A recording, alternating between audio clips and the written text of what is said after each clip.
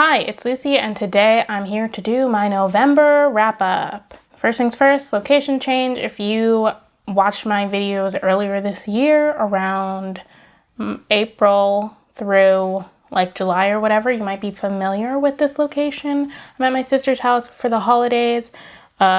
We drove here, no contact was made with anyone outside of our two households, and we both live alone.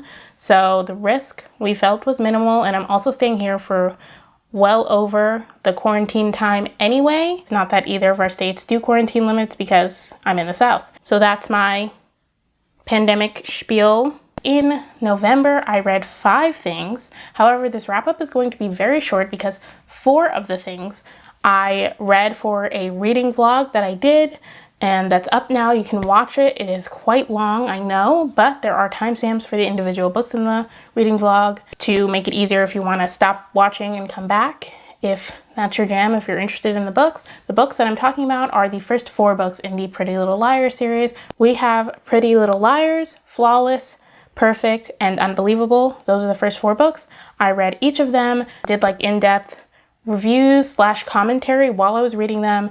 The vlog is not spoiler free, but I kind of went in assuming anyone who wants to know what happens and doesn't know what happens, doesn't care to be spoiled, like is actively looking to be spoiled, or anyone watching it has already read the series or is just intrigued by it and doesn't care to be spoiled. The Pretty Little Liars series follows 4 girls whose best friend, Allie, goes missing at their end of 7th grade sleepover. It becomes a whole thing in their town because, you know, a girl has gone missing. They live in a relatively small town, it seems. So it's a big thing, but they never find out what happened to her or find her. And so the first book starts off 3 years later. The girls are all in high school now, and they've grown apart because Allie was kind of the glue that held their friend group together. They were the thing that they had in common, so they're not really friends anymore. But they start to come back together when they start getting text messages and letters from someone called A, where the person who's sending them these texts is like threatening them with things that only Allie would have known, but how can Allie be texting them if she's gone? So they come back together to try and figure out who's sending them the messages, what happened to Allie. The first 4 books especially follow just like them in their lives dealing with the havoc that this person called A is bringing into their lives by threatening them with these secrets. So the books are basically rich people problems and mess. If you have watched the TV series, you know what it is. If you've read the books, you know what it is. I did have a fun time reading them. I gave all the books that I read between 3 and 2 stars. I believe the first book I gave 3 stars or 3.5 stars, and then the rest of the books probably 2.5 to 2 stars. But I did have fun reading them.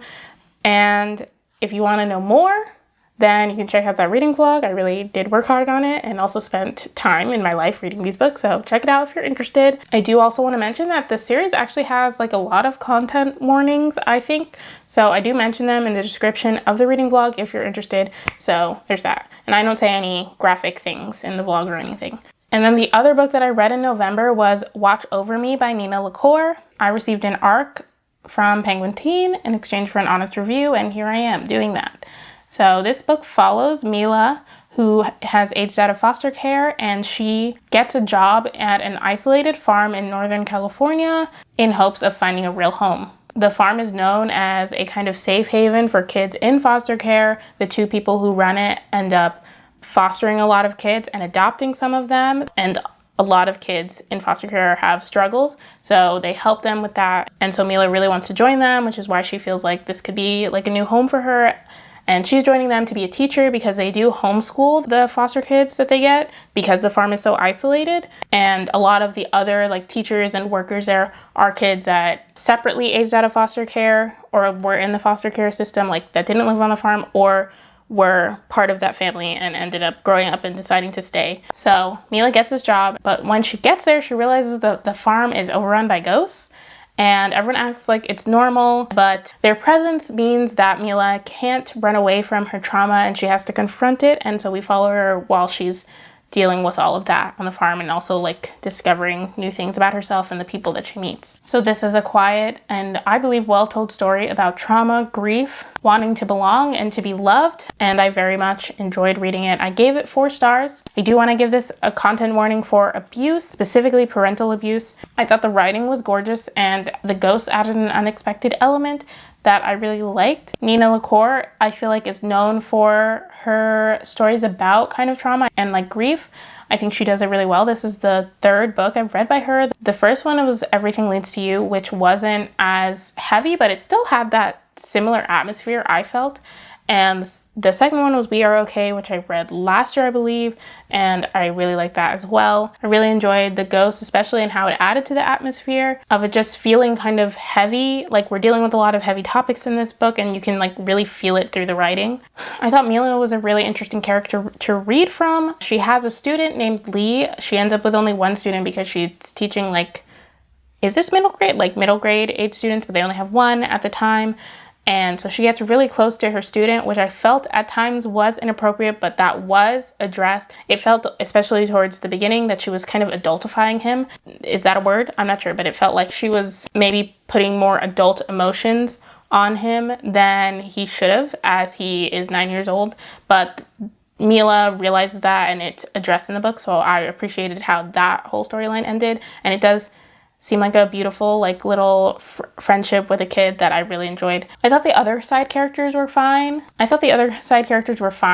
But none of them really jumped off the page for me. I would have really liked to have seen more from Terry and Julia, who are like the parents on the farm. They own and run the farm and are the ones who are fostering all these kids. I just would have liked to see them more as parental figures. I think it just would have added more to the story, but I know that this is supposed to be Mila's story, so I understand why that wasn't involved as much. The one thing that bugged me, and it's like a huge part of the story, and I understand kind of why it was happening, because, you know, books need tension or whatever, but there's like a big element that Mila doesn't know, but everyone else around her knows, and Mila knows that she doesn't know it, and everyone else around her also knows that she doesn't know it, and she gets really upset about it, and they all know that it's upsetting her, but they refuse to tell her, and the ending of the story did not make it clear why they couldn't tell her about it. And like, we spend like a long time with her being upset, that it just made me upset, which I think is a testament to the writing. It always annoys me when we're being withheld information for no reason. Just, this also has flashbacks as we see what happened in Mila's life that led her to being put into foster care, and so we get a lot of flashbacks of that. I thought those were really interesting and well done as well. And overall, I thought the whole book was very interesting. How many times did I say interesting this whole time? Count them, take multiple shots. Sorry if you are drunk now, but yeah, I really enjoyed reading this. I'm glad I read it. I look forward to reading more from Nina LaCour, and I would recommend it. So those are all the books that I read in November. I read 5 books, which isn't terrible, but since 4 of them were in the same series, they kind of felt like one book. So it feels like nothing. But yeah, those are all the books that I have to talk about. I'm still planning to do my catch-up wrap-ups. They're coming eventually. Maybe, we'll see. But yes, thank you so much for watching. If you like this video, please be sure to give it a thumbs up.